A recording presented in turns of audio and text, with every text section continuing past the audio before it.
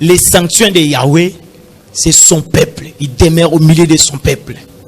Vous voyez, nous voulons dire tout simplement qu'en réalité des choses, la sortie de Jésus dans les temples, c'était un message prophétique pour expliquer les mouvements aujourd'hui sur le plan prophétique.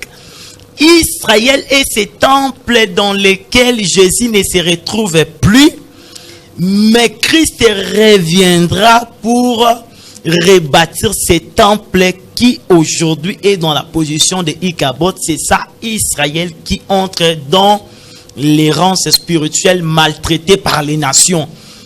Ce que nous voyons aujourd'hui n'est que la moindre des choses, mais après l'enlèvement de l'église, il y aura encore des grands événements, des grandes choses qui vont s'abattre sur la terre. Les nations de la terre se ligueront contre Israël.